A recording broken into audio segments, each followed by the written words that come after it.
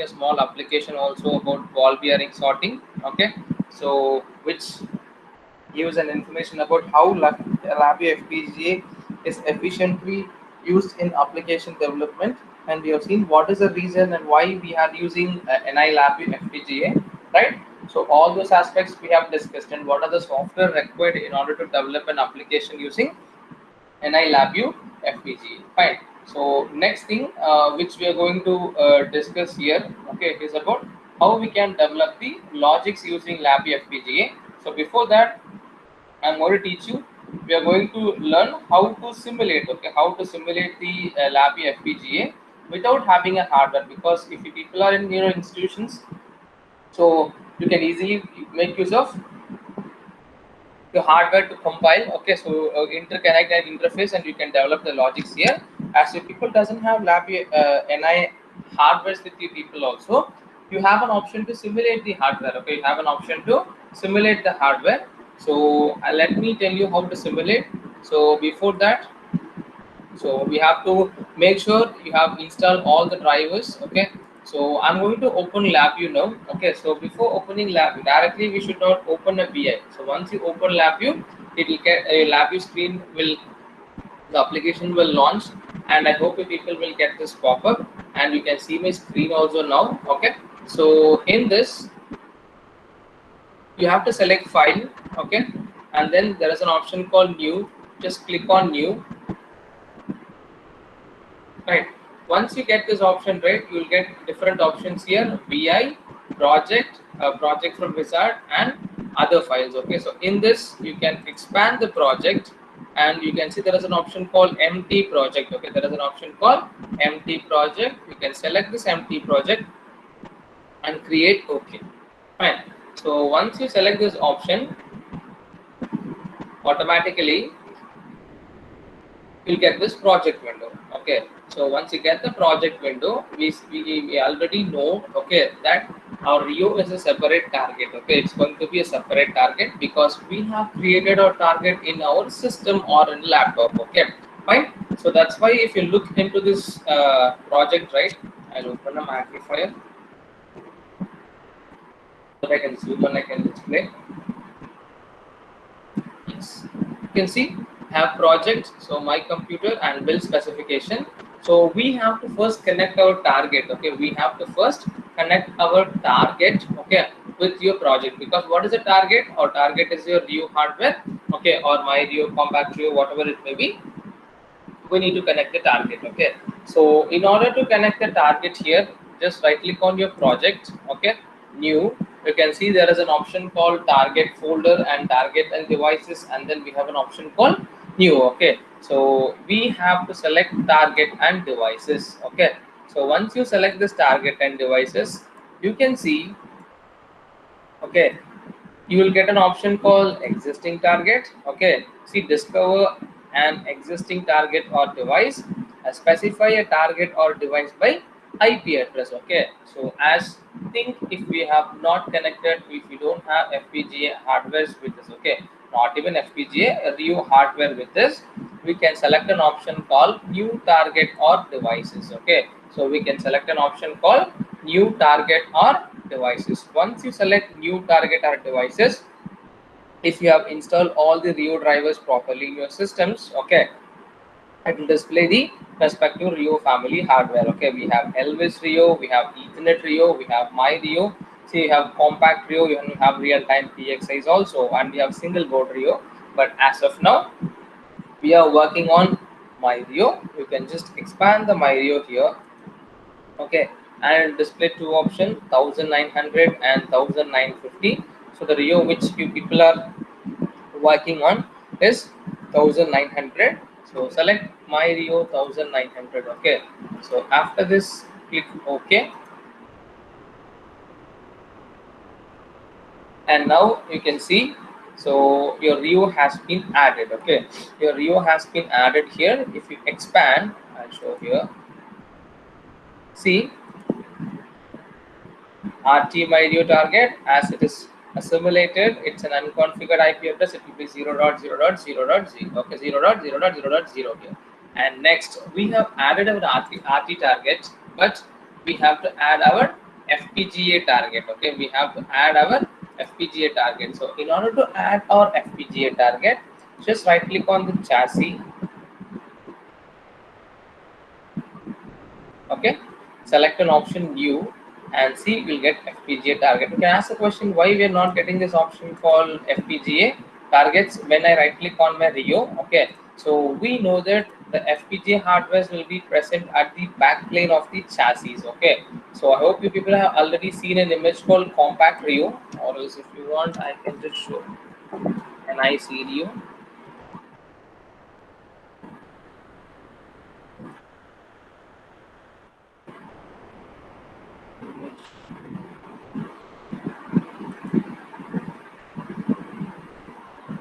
Yes. So if you look into the image, okay, this is what we call this as a backplane. Okay, see, this is what we call as backplane, where your FPGA pinouts will be directly connected to this IO terminals. Okay, so that's why the Rio target is available under your chassis. Okay, so we have some images where you can see the view of FPGA.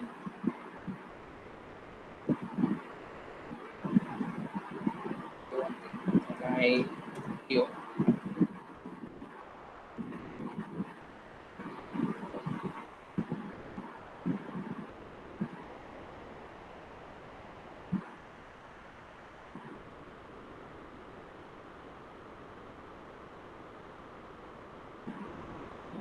Sorry, the image is not available.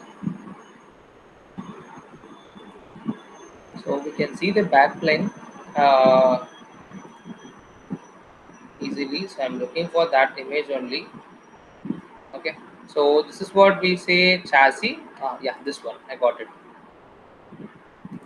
See, this is how actually your compact Rio will be.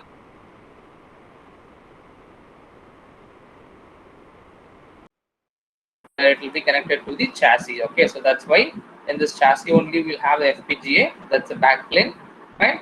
So that's why if you look into the project screen also, when I right click my RT target, I'll not get an option called lab FPGA. I'll get VIs if you want to add any shared variable libraries with respect to your application, you can add over there. Okay, but you'll not get the FPGA target. But when I right click my chassis, okay, chassis, you can see here chassis, okay, new, and there is an option called FPGA target. Okay, when I just click on the FPGA target, fine. When I click on the FPGA target, so automatically an FPGA target will be created and that will be added under my Rio target. You can see here exactly. I hope you people know the my Rio hardware will have what onboard IOs. It has an onboard IO and it has three ports: connector port A, connector port B, and connector port C. Okay. So A and B together we call it as MXP port or my Rio extension port, and the connector C will be called as MSP port, or else we call this as actually mini system port. Okay, and we know that our Rio hardware, okay, can acquire and generate audio signal. So that's why it has audio input output left, audio input output right also. Okay, so it has a 40 megahertz onboard clock, fine, so which we can use, fine. So this is the pinouts of your Rio hardware. So if you connect the compact Rio, so the compact Rio controllers will be available here, and you have to select the respective FPGA targets, and you need to select your IO modules. Okay, which type of IO module we are going to use? Those IO modules should be displayed under this FPGA chassis. Okay, fine. So all the IO modules will come under FPGA.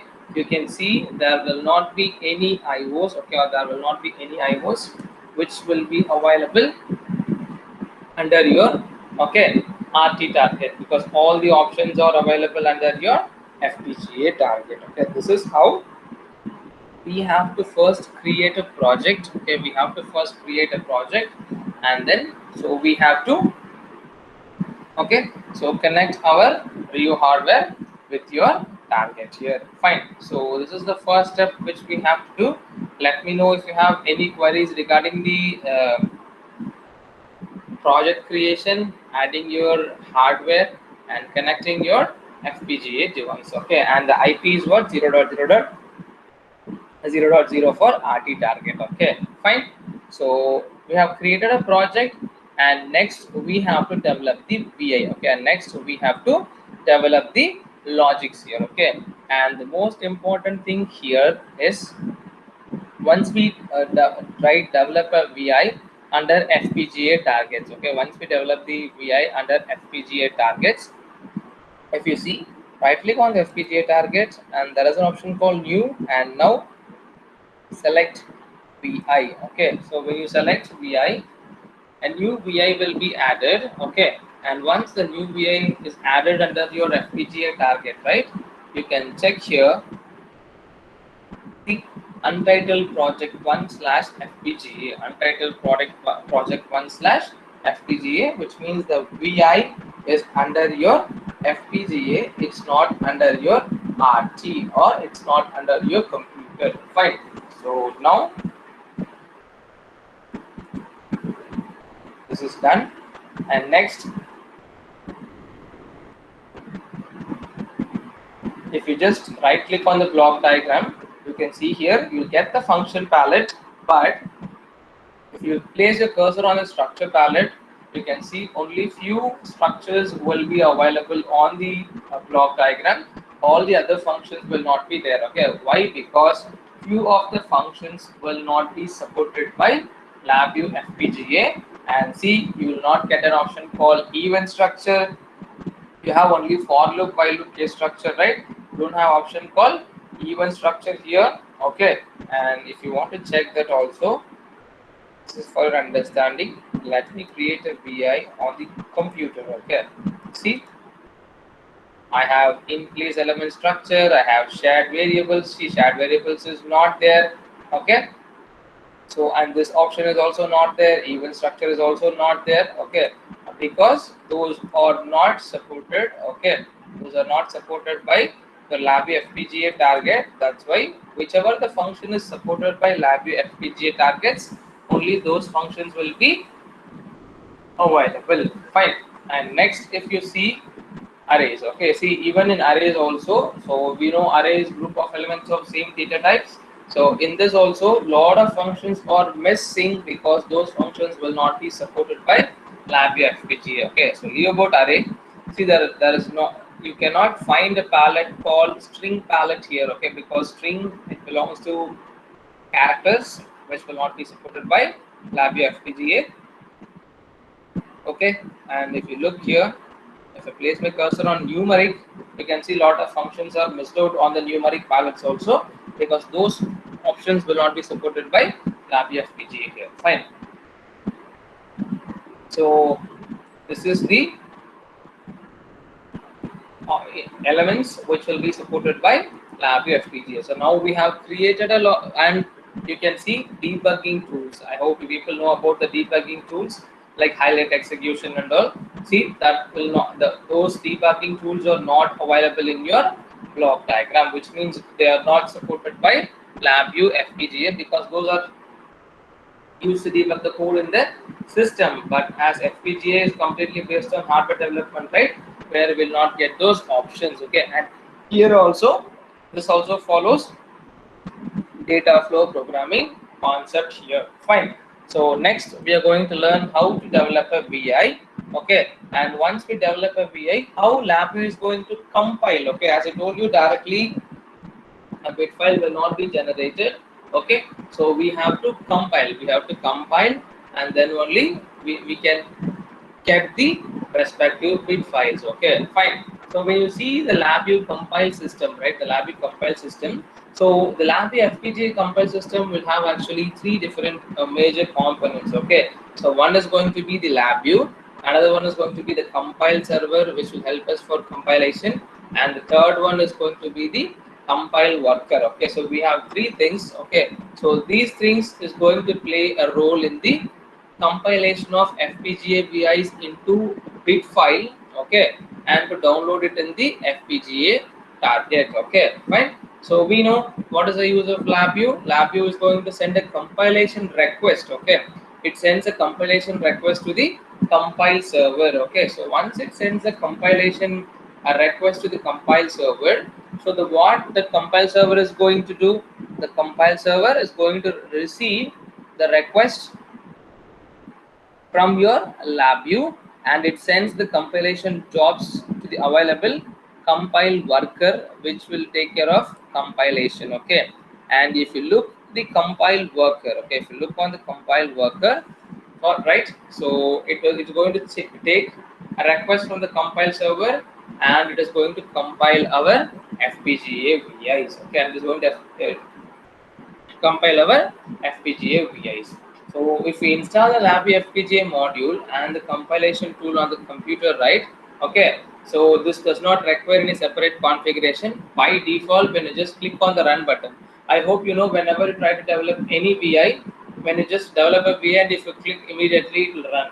But when you start to work with MyRio hardware, when you want to compile the logics or compile the program, if you just click on the run button, first the code will get compiled and that will be deployed in the RT target, and after that only the code will start to execute.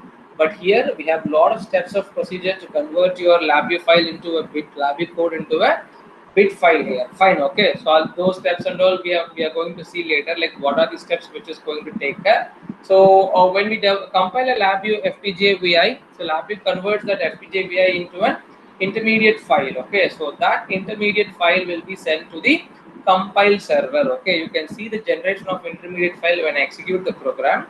Okay, and then the compile server is going to queue the compilation job, and it's going to send the intermediate files to the available compile worker, which will take care of the compilation process, and the bit files will be generated. Okay, fine. So the compile worker is going to use what Xilinx tool to compile and to transform your intermediate file into binary data, which is mean by binary data your bit file, which is going to configure the FPGA circuits on the FPGA targets. Fine. So now before developing a code, so digital, it's not a problem whenever you try to read any digital information. Okay, or whenever you try to read or write a digital signal, it is going to work as it is. In case if you're going to work on analog data, in case if you're going to work with analog data, okay, so whenever we try to acquire any information through RT, so you will get your output in respective to voltage. Okay, because MyRio can measure only voltage signal, right? Our output will be in terms of voltage, but in case of my LabVIEW FPGA, okay, in case of LabVIEW FPGA, our output will not be in terms of what the values. Okay, instead of the value we'll get the respective data in terms of fixed point number. Those numbers are your ADC resolution value. Okay, ADC resolution value. For example, when I'm using MyRio hardware, so what is the resolution of my ADC present in the MyRio? It's going to be 12-bit resolution. So 12-bit resolution means 2 power 12. Okay, 2 power 12, which means, okay, so if you convert, it will be 0 to 4096. Okay, so it will be 4096, which means whatever the value we receive through the sensor, if it is a voltage, okay, that voltage will be scaled or changed. It will be represented as ADC level from 0 to 4096. Okay, so your output from the respective IO node is also a fixed point data, is going to be a fixed point number. We will not get directly the voltage. Okay, so in order to convert that into a voltage value, we have to develop, or we have to do the calculations. Okay, we have to do the calculation here. You can ask like how to do the calculation. That calculation is also available in your MyRio data sheet. Okay, so I'm going to show the data sheet, and we are going to see how we can convert. Okay, how we can convert your fixed point number, that's your ADC value, into the respective voltage or into the respective parameters. Okay, so I'm going to open the data sheet. Just give me a minute. I'll open the data sheet now.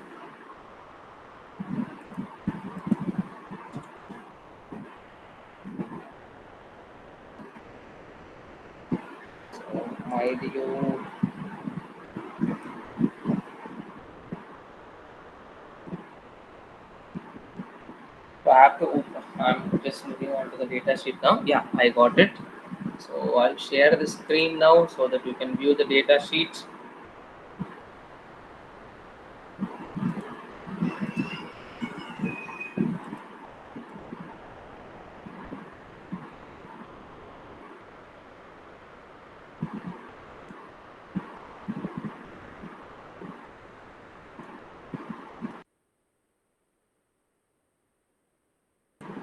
Okay, so kindly look into the data sheet. I'll tell you the conversion. So already you people know about the, yeah, see, this is the architecture, the block diagram of your Rio hardware, where you can see all your IOs. Okay, see all your analog inputs, analog outputs, digital input output. Okay, all are directly connected to LabVIEW FPGA. It's not connected to the LabVIEW RT. Okay, so I told you right, all the pinouts will be directly connected to your LabVIEW FPGA here. Okay, fine, and I'll show the conversion. So because of that only, I'm just opening the data sheet. Yeah, we got it. Okay, see, whenever you read any values, okay, whenever you read any data from your Mario, it's going to be a raw value. Okay, it's going to be a raw value. That's nothing but the fixed point number, or it is going to give your ADC values. Okay, it's going to give your ADC values. Okay, and that's what we call as raw value. So that we need to convert that into voltage. Okay, that raw values we have to convert into voltage here. Okay, if you see here, so how we can convert that raw value into voltage? Fine. So they given a formula, V equal to raw data value. Okay, V is equal to raw data value into LSB. Okay, into LSB weight. Okay, so if you see here, what is mean by LSB weight? You can ask a question, what is mean by LSB weight? So LSB weight is the value in voltage. Okay, value in the voltage of increment between the data values. Okay, so how we can calculate the LSB weight? Okay, so how we can calculate the LSB weight? So LSB weight is equal to nominal range divided by 2 power ADC resolution. Okay, so as we know, Myrio has 12-bit ADC. The resolution is what? 2 power 12, which is 4096. Okay, and what is the nominal range? Okay, so what is the nominal range? The nominal range is nothing but the value in voltage of full. Okay, or you can say it as peak to peak nominal range of the respective channel. Okay, so if your analog input has a capability to measure plus or minus 10, okay, so that's going to be the nominal value. Okay, peak to peak nominal value, fine.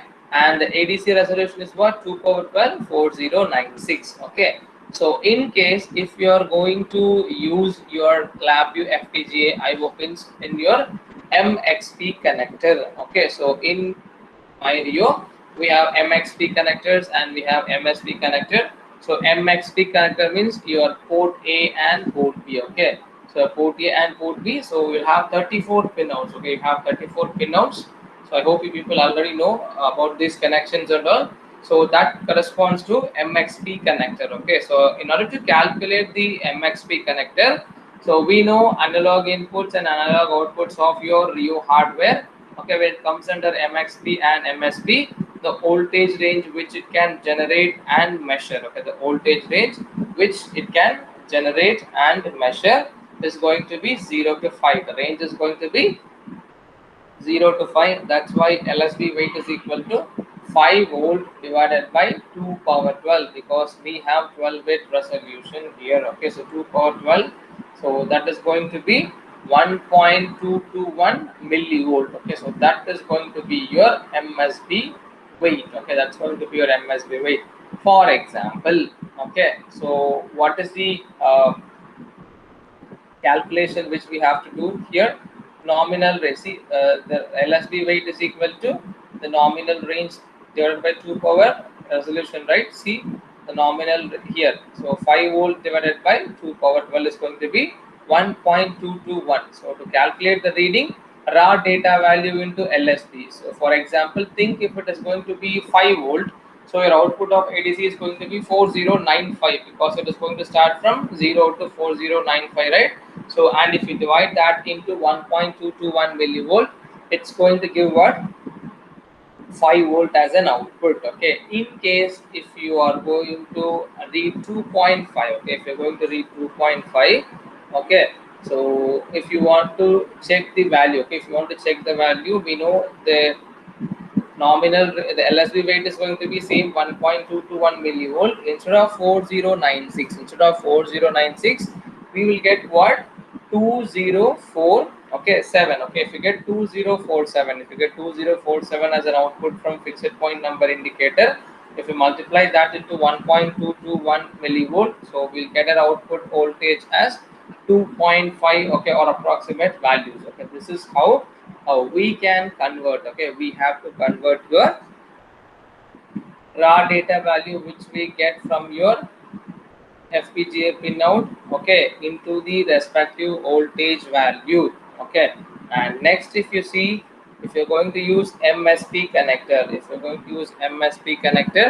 okay, so we can make use of, okay, a port, a analog input AI0 and AI1 plus for analog input, and AO and AO1. Okay, so analog 0 and analog output 1 channel is for generation. Okay, that's for generation. So here, if you see, LSB weight is equal to what? The nominal range is 20 volt because it's peak to peak, right? So plus or minus 10, so it will be 20 volt divided by 2 power 12. The LSB weight is going to be what? 4.883 millivolt. That is going to be the LSB weight for your MSP connector. And to get the value, so ADC resolution into the respective LSB weight. Okay, so now for example, as it is plus or minus 10 volt, okay, plus or minus 10 volt, so it starts from minus 2048, okay, minus 2048 to plus 2047. Okay, so they have mentioned it is like plus 10 volt and minus 10 volt, they are mentioning like this.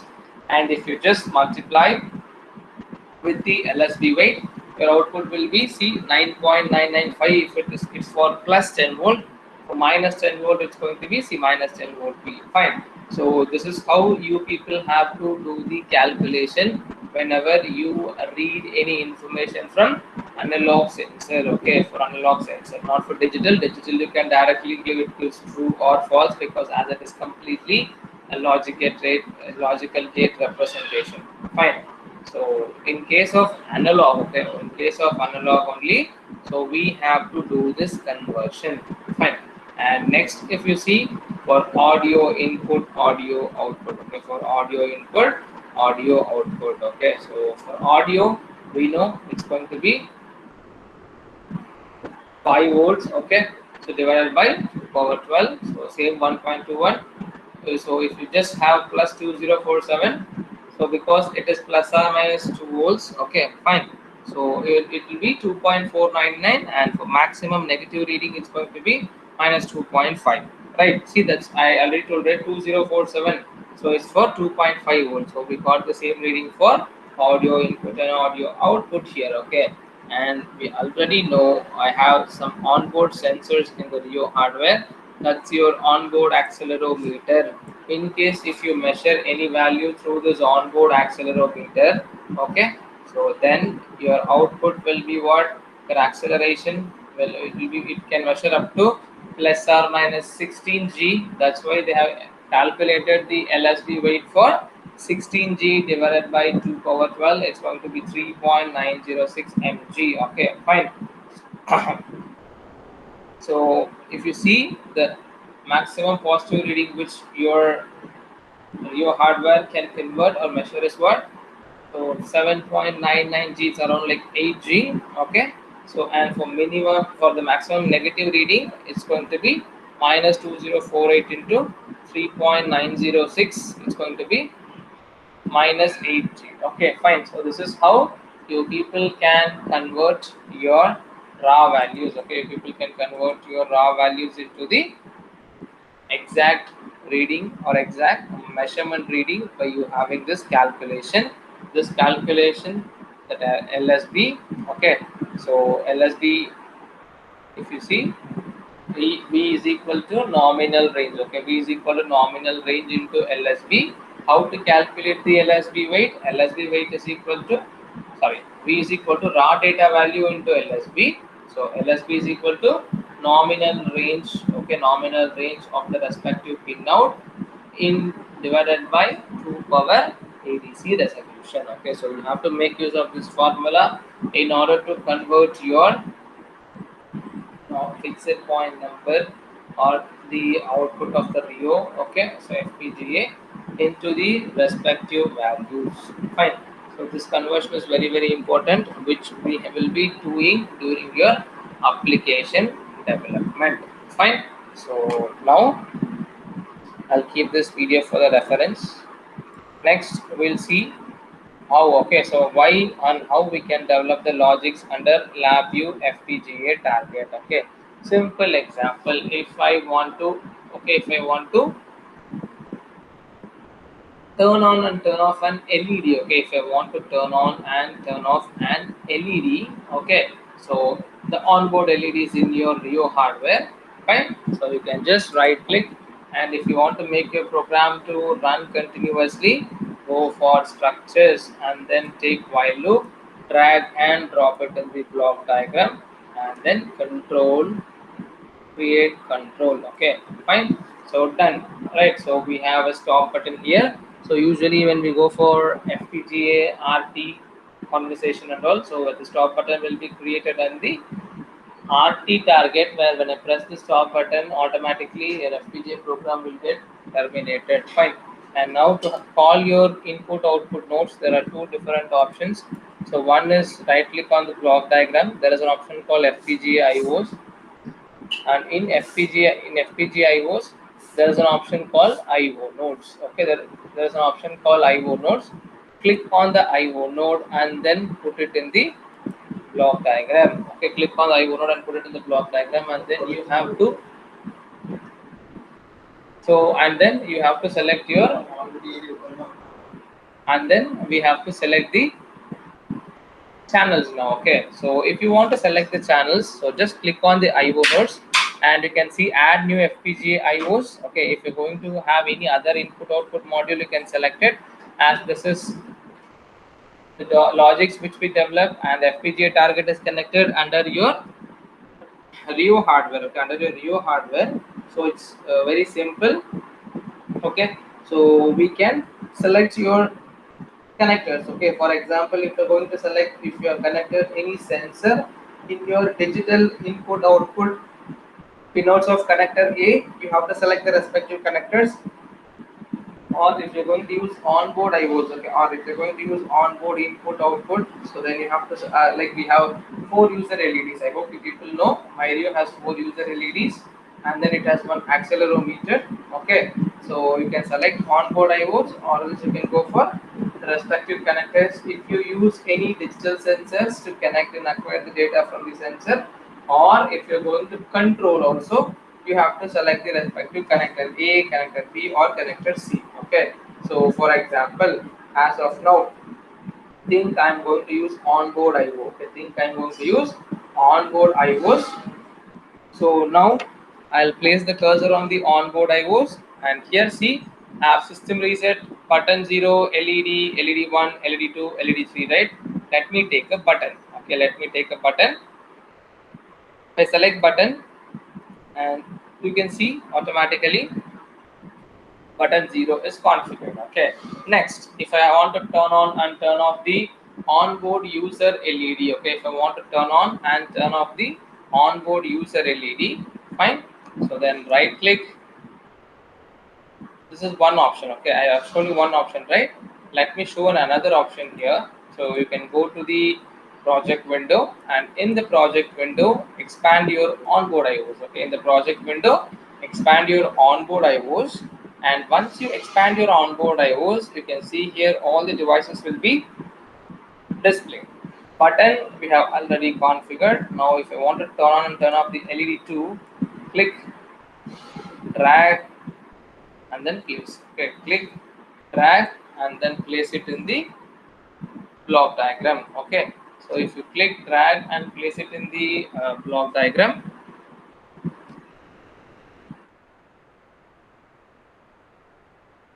you can see it has two terminals. So control H, okay, it has FPGA in and out reference terminal, and then it has the respective IO terminals. Okay, so now if you want, you can connect like this, and you can connect your IOs. Sorry, connect here, connected. Okay, fine. So control Z, fine.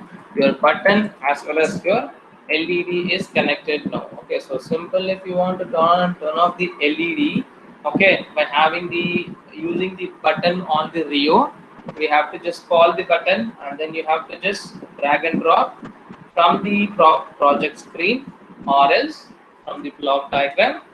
FPGA IOs, take input output node, place it here, and you have to select the respective connectors, and then you have to select the respective pinouts. Fine. So next, always we know whenever they are going to use your uh, while loop, in order to reduce your more amount of CPU usage, we will be using a delay function, but that is not required here because we're not doing any, we are not going to have, there is no processor available, or there is no concept of operating system whenever we are trying to work on the FPGA targets. Okay, fine. In case if you want to have a delay, okay, in case if you want to have a delay between each and every iteration, okay, in case if you want to have a delay, right? So right click on the block diagram. There is a palette called timing palette. Okay, there is a palette called timing palette. If you see in the timing palette, fine.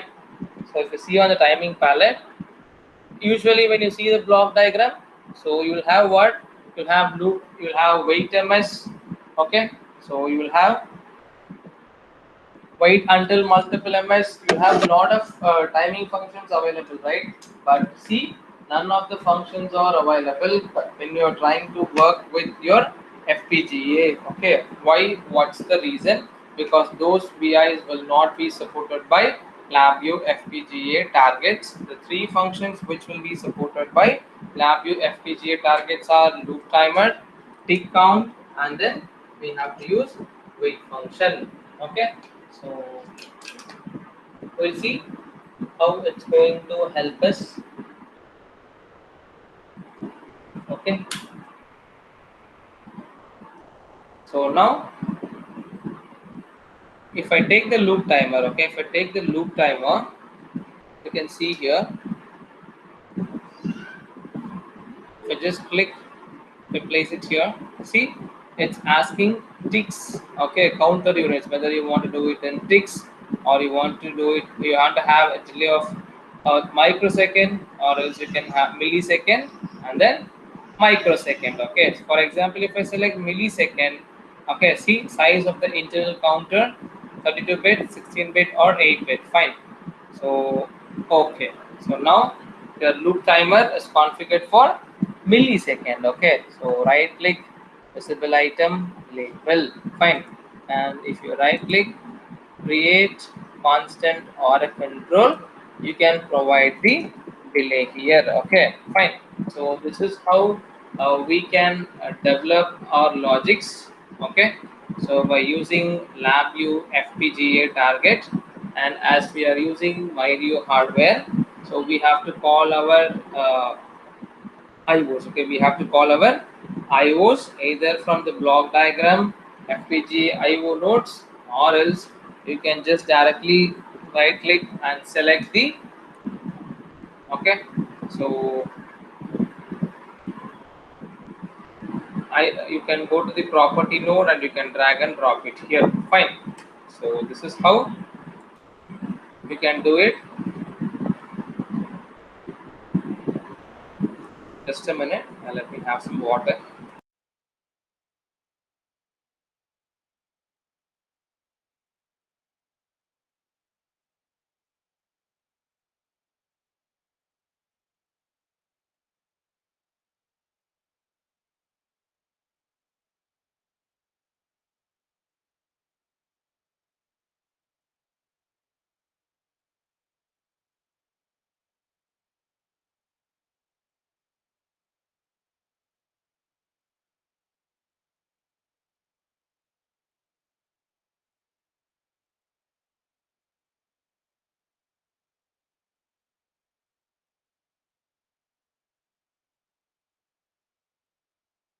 Okay, so now this is our code. Okay, so before running it will ask you to save. So now in order to save this, so file, control S,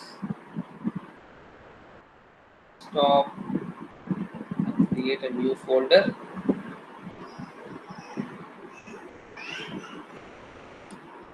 ALS GIT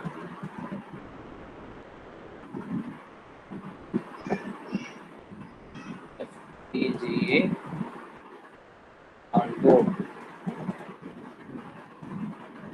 Okay. I save this. So then we have to save our project. That's very important. Save.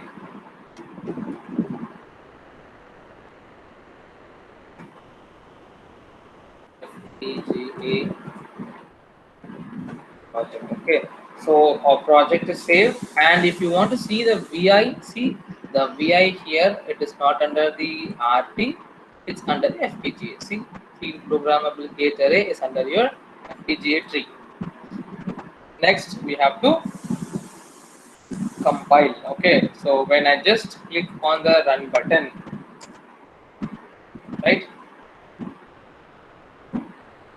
so when I just click on the run button, so my program will not run immediately.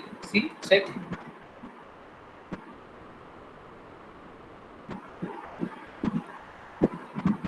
Okay, I just click on the run button, it is loading.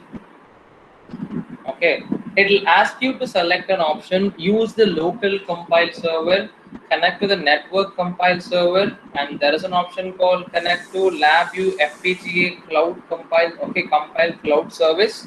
Okay, and as if you have the connections, okay, so either you can just use your local compile server, okay, or else you can make use of the cloud compile server, okay, or else you can make use of the cloud compile server. Fine. So as I told you, whenever you're going to install, LabVIEW software should be installed. Okay, so after installing the LabVIEW software, LabVIEW RT, LabVIEW FPGA, and the most important thing is what, and then your compilation toolkit also should be installed, right?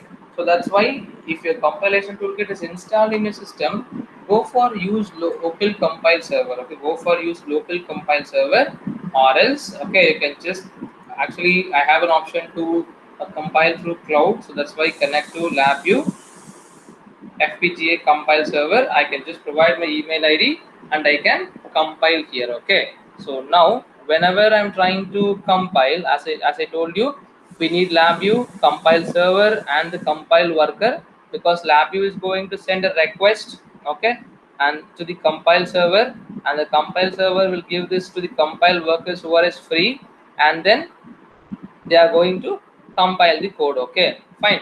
So next, if we see the LabVIEW FPGA, okay, we're going to understand how it is going to compile.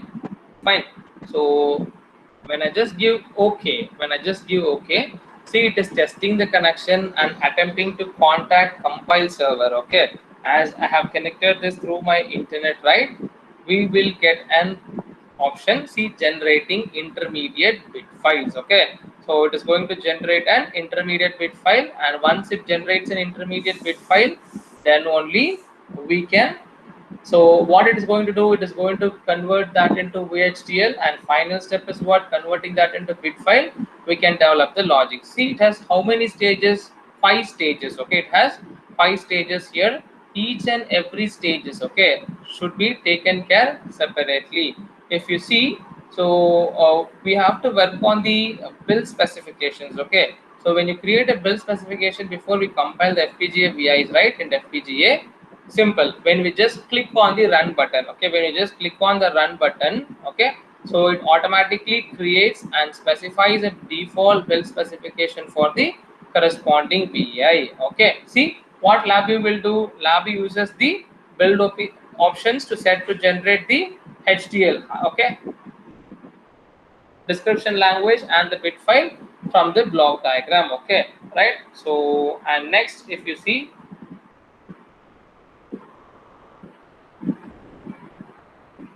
So we'll get another pop-up where it will show our entire compilation process. Okay, so when we go for the build option, right? So when we go for build option, it's going to generate an intermediate bit files only. See, it is going to generate an intermediate bit files. Okay, for the FPGA VIs, fine.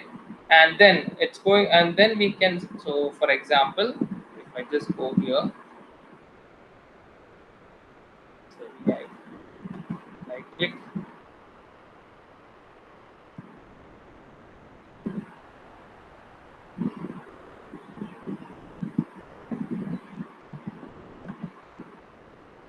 Okay, see, it starts to compile. Okay, it already started to compile. So all the 7 steps, okay, all the 7 steps which is used for the compilation. So I'll show the steps also here, which I just kept in the last slide. So it takes around like 5 7 steps here.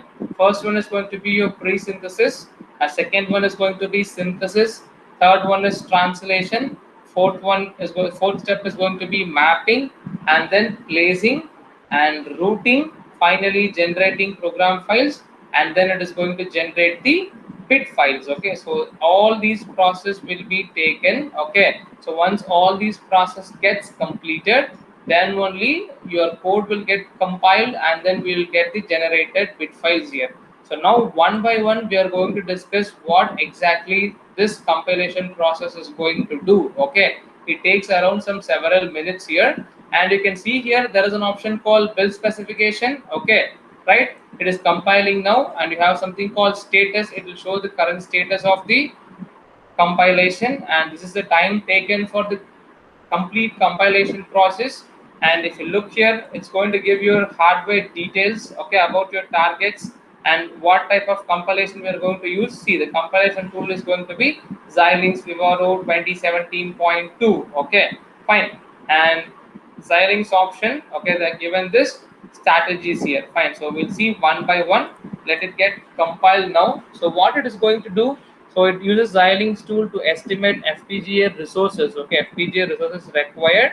Okay, so without compiling, so when we go for build options, fine. So once it is doing right, it is going to generate an intermediate bit file, which is the before step during compilation. Fine. So if it generates the intermediate bit file, right, so next one, it's going to give the compilation result. Okay, see, this is the compilation result window which you people are looking on the screen. Okay, so we must build the build specification once to display this compilation status window. If you see this compilation process, okay, if you see the compilation process, right, the compilation time, okay, the elapsed time, you can see there is an option called elapsed time, right? The compilation time depends upon your size of VI, okay, the size of the VI and the size of the processor speed and the amount of memory in the computer on which you are compiling. Okay, simple. Now it's my laptop, so all this compilation completely depends upon the application what I develop and my system. Okay, system processor speed and the amount of memory in the computer, okay, in which we are using for compiling. So if suppose the computer does not have insufficient memory, okay, so small block diagram might compile very quickly, okay, but the largest the block diagram which is bigger, this is a very small block diagram which will compile very quickly. But if the block diagram is big, which means if the application is big, right, so it needs large amount of virtual memory, it needs large amount of virtual memory, so which can cause your compilation to fail, or else it may take very long time to complete the compilation. See, for me now almost like it has came to optimizing the logics here, which means that we are in this translation stage. Okay, pre-synthesis over now, synthesis also over, now it is in translation stage here. Fine, so this is the compilation program, right? So if you see, the following steps will be the process of compilation here, right? So first one, we know generating intermediate bit files. Okay, so it's going to convert your lab FPGA. So queuing is also over now, okay, because that is the second step.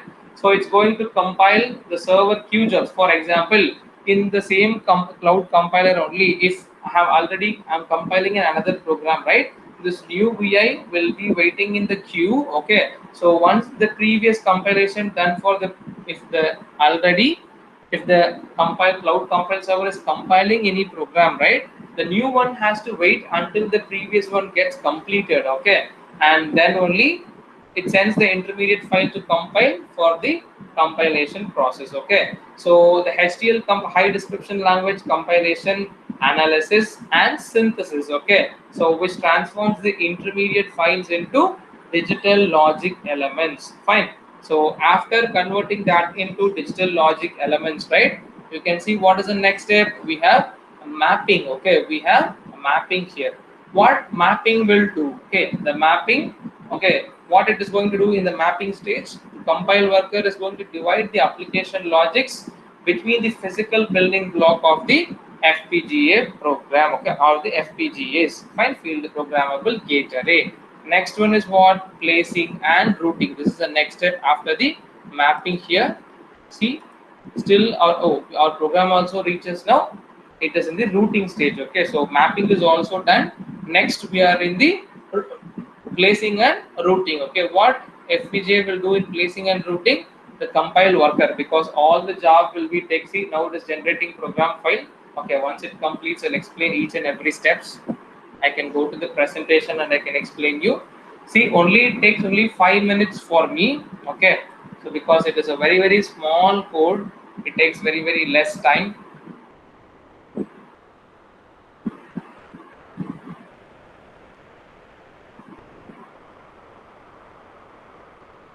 I'll let it complete. Yeah, see, finalizing program file now, it takes around 6 minutes for me.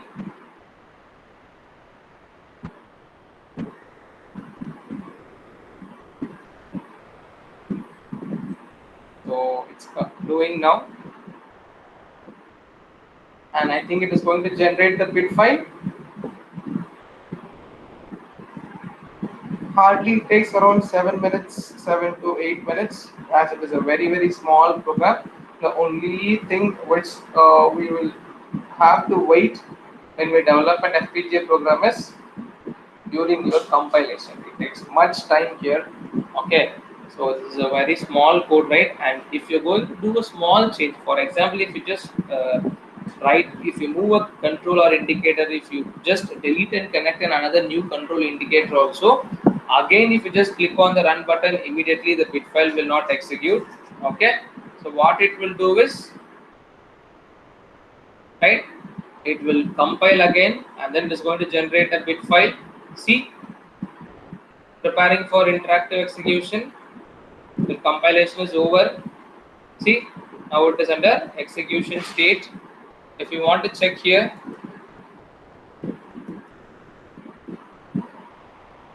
see, it is showing that we are not having the respective target. Okay, the connection cannot be established because we have simulated the Rio hardware. Okay, let me give OK and see, once it is completed. Okay, once it is completed, you will get the report here, configuration. So if I select estimate device utilization synthesis, it tells you how much number of slice registers it has used, how much is free, all those information will be there.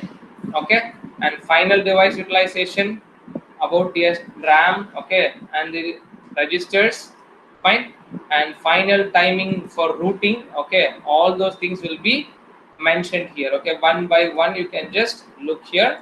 So if you just give summary, you'll get all the informations about this compilation process. If I just give configuration, only this option will be there.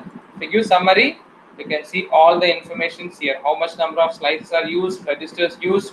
Okay, as I told you, we'll go back to the presentation, exactly what is happening in the mapping and placing.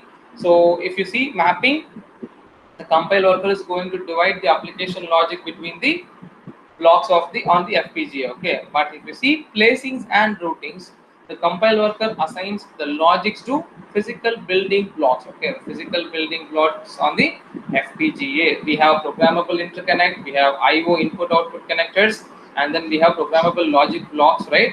So it's going to divide the physical building blocks on the FPGA, and it is going to route the connections. Okay, it is going to route the connection between logical blocks to meet the space and timings here. Fine. So next, if you see after placing and routing, okay, if you see after placing and routing, right? So next step is what? Generating programming files. Okay, next step is generating programming files. Okay, so it is like generating bit streams. So it creates a binary data, okay, which LabVIEW saves inside the bit files here. Okay, and what is the last step? Bit file creation. Okay, bit file creation. So LabVIEW is going to save the bit file in a directory, okay, in a directory of the project, okay, and then we can download or we can run the application of the FPGA VI. So if you look here, we cannot run the program in my system. Okay, so I have compiled it. I have generated the bit file also. If you want to see the bit file, okay, desktop KLSGIT.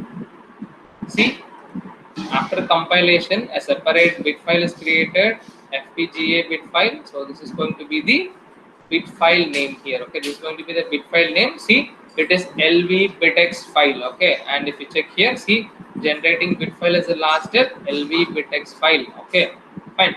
So this is how the LabVIEW program will get compiled. Okay, the LabVIEW program will get compiled. So it takes this much number of steps to convert your LabVIEW program into the bitx file here.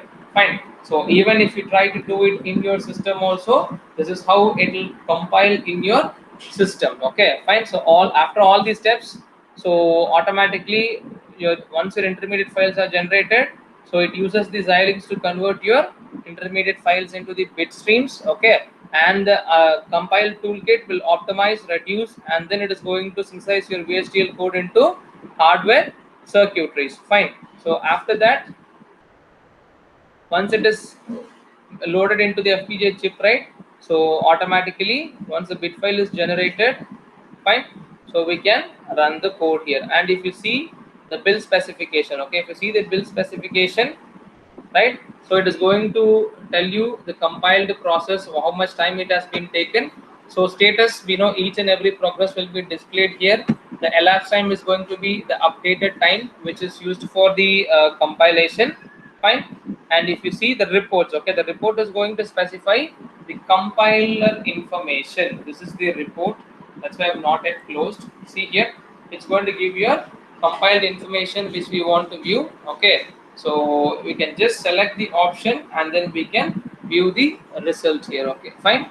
So if you see, we have an option called configuration, right? So if you look into the report configuration, so it's going to display project information. When I select this option, it will display the project information and the Xilinx compiler configuration we specified. Okay, and if you see, there is a second option called estimate device utilization. Okay, there is an option called estimate device utilization.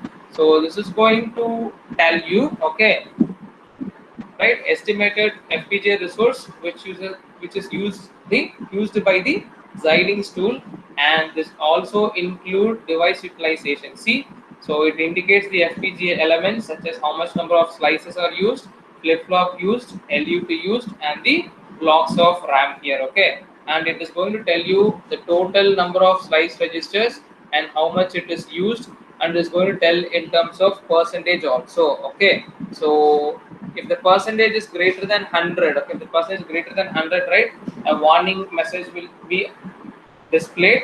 Okay, so in order to estimate your device utilization that which has been exceeded the 100 percentage. Fine. If you see here,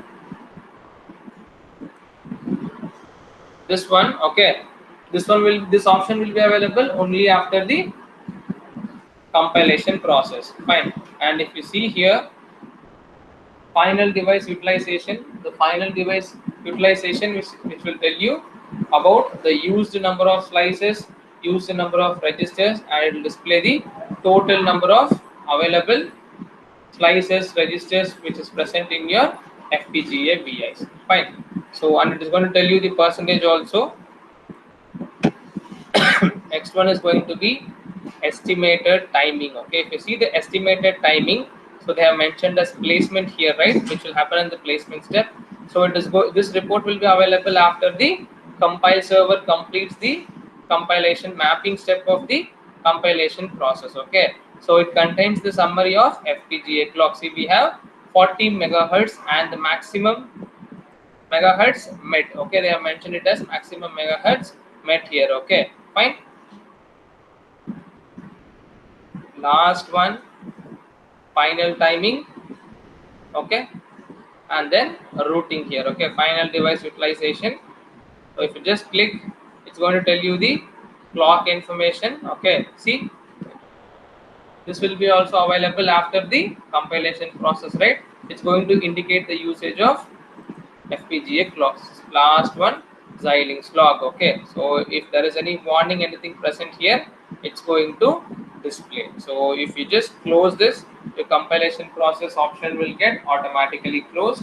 And if you have Rio connected in your laptops, or if you have Rio connected in your system, automatically, okay, your program will start to execute. If you press the onboard button, okay, onboard device button, your LED will get turned on and turned off. Okay, so as I told you, right, so if you want to use a wait function, okay, you can make use of it. We have three different types of wait function: loop timer, wait, and then tick count. Okay, so what is the use, why we have to go for this timing express VIs? Okay, so it takes certain amount of time to execute, so we can allow the operations, okay, at the rate determined by the data flow without any additional programming. Fine. If you see, we have something called loop timer. Okay, we have three. One is loop timer, wait, and tick count. So what is the use of loop timer? And if you see, it is enveloped by a blue color box, which means that it is an express VI, which means that it's an express VI. So this loop timer express VI will wait between the loop iteration based upon the value whatever we specify on the count. Okay, count is nothing but a control. Fine. So we can call this function in a loop. Okay, when we use while loop or for loop, right, we can make use of this function to control the loop execution rate. Okay, if an execution instant is missed, fine, so as when the logics in the loop takes longer time to execute than the specific interval, right, the loop timer immediately returns and establishes a new reference timestamp for subsequent calls here. Fine. And if you see, there is another function in timing which is called wait. Okay, so what is the use of wait function in Lapia FPGA? So it is also an express VI which tells you, okay, specify the time, and it is going to return the value of running counter. Okay, so this wait express VI is going to add an delay between two operations on the FPGA. Okay, so we can make use of this express VI to control the pulse length. For example, if you're going to generate a pulse, okay, like on time and off time, like for example, if the total time duration of the pulse is going to be maybe 1, okay, like 0.5 on and 0.5 off, right? So we can make use of this wait function to add an explicit delay between the two operations like on and off here. Fine. And the last one, if you see inside the timing palette, is we have tick count. Okay, we have something called tick count here. Okay, so what is the use of tick count here? So the tick count VI returns the value of free running counter. It is like a counter here. Okay, at the time which the VI wakes up. Fine. So we can make use of the free running counter. Okay, and as it is a tick count, I hope you people know. So when I use this tick count, right, when I place it here, see, it will ask you the ticks. Okay, whether it is a 32-bit, 16-bit, or 8-bit. When I use 8-bit, right, 2 power 8. Okay, it's 256, right? So the tick count will start from 0 to 255. Once it reaches 255, again it starts to rolls over to 0 here. Okay, so that's why the free running counter will roll over. Okay, rolls over whenever the counter reaches the maximum size of internal counter, which will be specified in the configuration dialog box. This is the configuration dialog box which we will use, and we are going to set the size of the internal counter. Fine. So this and all we have to take care whenever we are going to use the respective functions. Fine. So this is the use of wait function and about the tick counter. Okay. Fine. So if you see, each and every timing express VI, whatever we configure, right, will appear whenever we add it to the block diagram of your VI, and we have to select the properties. Okay, fine. So counter units, we have to specify for the counter. Ticks, which will set the counter unit for a single clock cycle. You can go for microsecond, you can go for millisecond, okay, or you can set the counter for microsecond and millisecond here. Okay, The size of the internal counter, it depends. Okay, 8-bit, 16-bit, and 32-bit here. Okay, you can select whichever we want. Okay, so this is about the right. So usage of tick, wait, and then loop timer. So now it's time for you people to take a hands-on. Kindly, I hope you all have Rio connected with your systems. Sir, the faculties have connected the Rio hardware. I think the participants who are from KLS GIT, maybe other people. Okay, the other external participants also. Kindly try to add a BI. You can do step by step. So first, create a project. After creating a project, I'll tell you all the steps one more time because it took much time for explanation here. Okay, first create a project, and then once you create a project, right click on the project, new. You have to go for target and devices. Once you click on target and devices, click on the option new here. Okay, expand and select your MyRio 1900. Okay, so once you select, you'll get this RT target, and then you'll get this chassis. Right click on the chassis, select new, and you have to select FPGA target. As it is already added here, it is in disable mode, and then make use of this IO nodes from the FPGA target, and you can connect it, and then execute whatever the concepts I have explained here. You can see one by one in your system app during your compilation process. Okay, so if you have any queries, please let me know, or else you can take a hands on and then you can compile it in your system. Any doubts, participants? If you have any doubts, please let me know. So here the development of logic is looks simple, but we should develop a code in a very careful way. If you miss any options, okay, and you forgot to do that before compilation, right?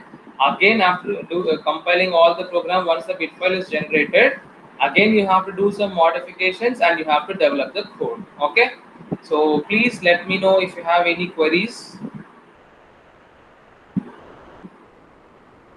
Participants, if you have any queries, please let me know. Any doubts? No, sir, I think you can continue. Sir, the faculties want to take a hands-on, right? Or Yes, hands-on is sir. not? Yeah, I need to check how many of they are in the laboratory now. yeah. Please kindly check, sir, so that they can take hands-on. Yes, sir. Yes, sure.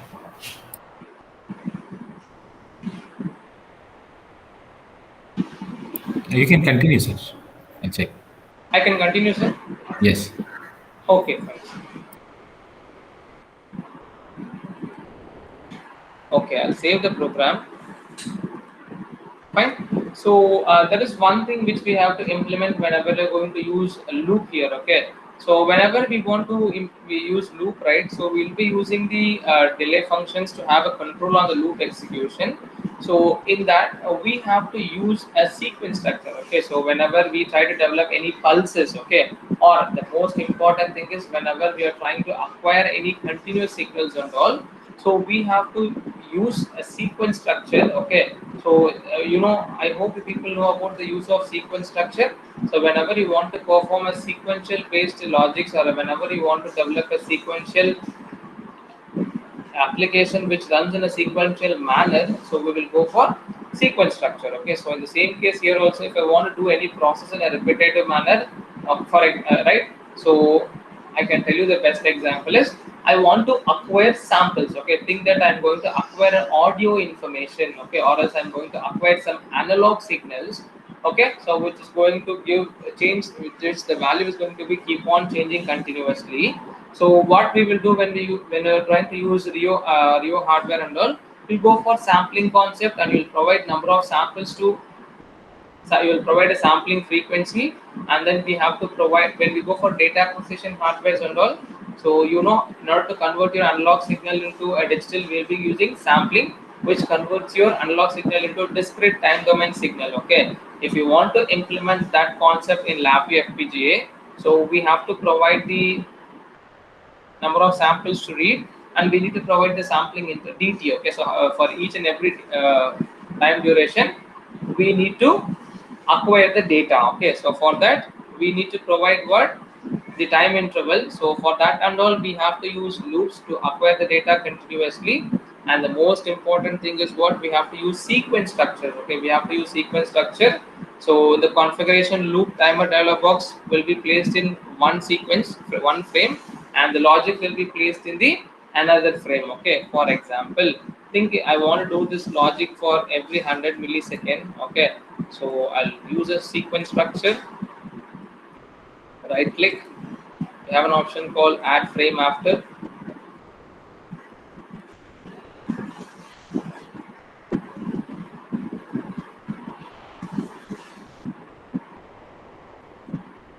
So this is for a demo. Okay, you have to place like this.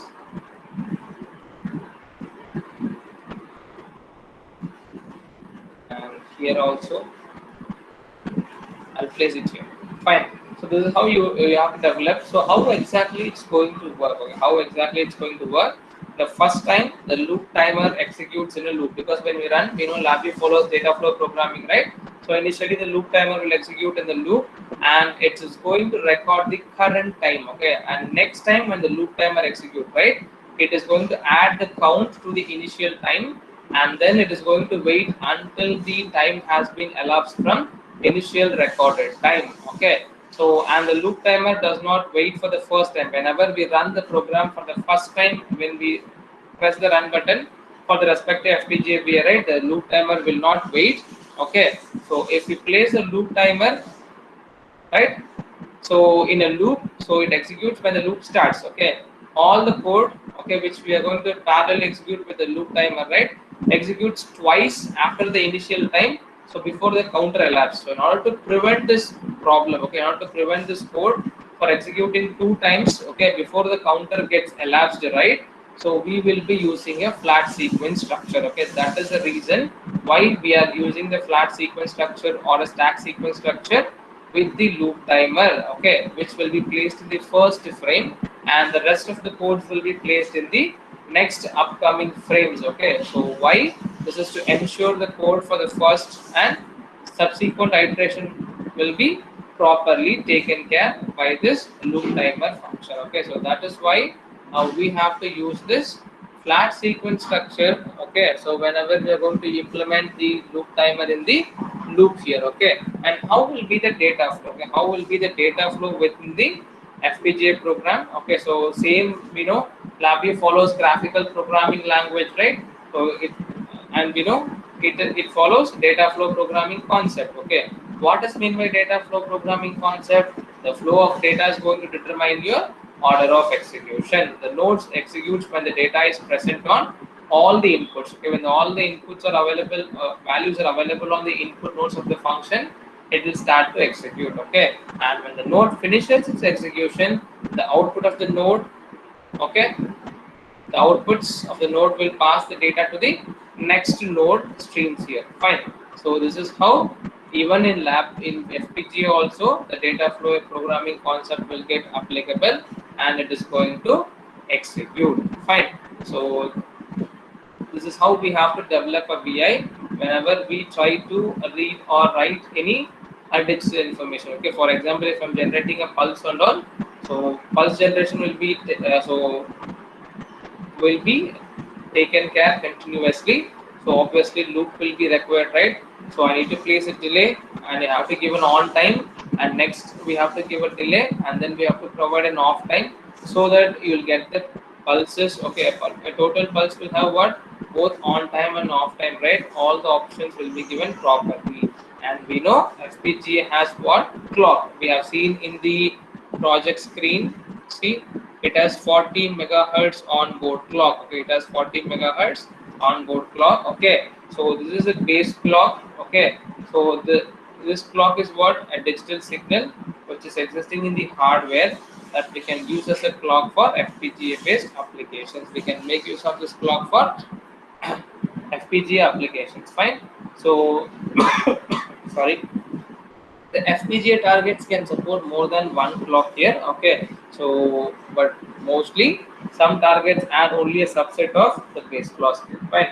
So we have an option where you can derive the clock also. Okay, we have an option where we can derive the clock. So that's what we say, derived clock here. Okay, so you can make use of the total clock. Okay, a device clock is a clock which we create from base clock. Here, what is a base clock? 40 megahertz, right? So we are going to create another clock from the base clock that we can use it for your FPGA application. See, total onboard clock is 40 megahertz, but you want to use only 20 megahertz, then you can derive the clock and you can make use of only the 20 megahertz clock for your respective applications. Fine. So, and you can have FPGA top level clock as well as your derived clock here. Okay, and if you see the data sharing, okay, if you see the data sharing, fine. So the FPGA will share the latest data, okay, and transfer the data between your multiple loops of your FPGA. In case if you want to share the data, okay, in case if you want to share the data from one point to another point, right? So we have to use variables, or else we have to use memories, or else we have to use registers, or else we have to use FIFO. Okay, FIFO is what? First in, first out. It is also going to be a memory buffer. Okay, so in the next session and all, we are going to learn how we can transfer the data from FPGA to RT and from RT to host. Okay, so all those things are possible. For that, we need to learn more concepts. Okay, so this is how you have to develop a logic if you want to acquire an analog information. Okay, for example, see, I just expand this. If you want to measure any thing, you can use a onboard accelerometer. See, there's an onboard accelerometer. I want to measure the accelerometer value. It's a 3-axis accelerometer, right? Create indicator. Your output of acceleration x-axis value is going to be a fixed point number. Okay, so if you want to see this data, okay, if you want to see the data, we need to go for that conversion. Okay, so we know, right, raw data into LSB. Okay, voltage value here, acceleration, right? So we have to go for this calculation, acceleration. So LSB is going to be 3.906, right? So raw data into 3, so 3.906. Okay, so that I have to give it here. So in the logics, I can go for multiplication function. So sorry, so before that, numeric data conversion. See, all the values are in terms of what? Integer. So I can convert this to a fixed point number. Okay, even this is also what? An integer data. So I can call this data. Just a minute, I'll connect the charger. Sorry. So what we can do is I can connect. So here we can read that values in terms of ADC values only. Okay, so we cannot read the values in terms of acceleration. Okay, so what we have to do here is we have to first read the data as a fixed point number. Okay, so we'll be reading the data as a fixed point number. So once you read the data, I'll be calling this accelerometer data to my RTBI. There I'll be doing all the mathematical conversions whichever I have shown in this PDF file, this conversion, and our output will be displayed in terms of acceleration, in terms of gravity, unit gravity. Fine. Here see, output will be in terms of fixed point number only. If I click the run button, again my program will not run because I have added a new function or new logics inside the existing VI. Again, it will go for a complete compilation process and then only your program will execute. Okay, so this is how we can develop a logic. And if you want to interface a sensors, like analog sensors or digital sensors, right, we can connect it to the Myrio input output terminal, make use of the analog input. And for example, you can ask, sir, I have connected a temperature sensor in Myrio MSP port. Okay, so in analog input AI0, okay, AI0 terminal of connector C, expand connector C, analog C, AI0, connect try to drag and place it, and then create an indicator.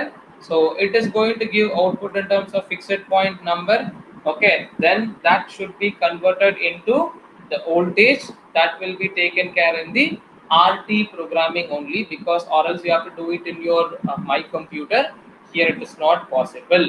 Fine. So we have to take this value to the RT, and from there only we can do all the conversions, because always your output in your FPGA programming will be a fixed point number. Okay. Please let me know if you have any queries regarding the placement of analog and digital IO terminals and developing the logics or the concepts, whatever I have explained here. Okay, so here the explanation of concepts is very important, because simply if I take and drag any function, if I wire it, and if I show how to run the program, there is no use. That's why each and every steps which is taken care during the compilation, and the usage of sequence structure, the usage of timing function, all those things I have explained step by step here. Fine. So if you have any queries regarding this session, please let me know.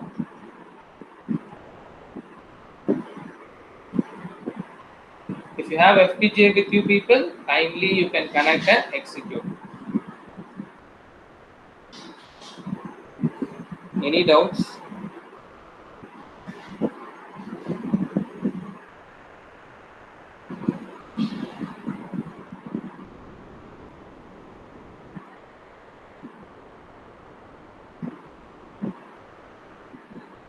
I'm waiting for the reply, participants. If you have any doubts, please let me know.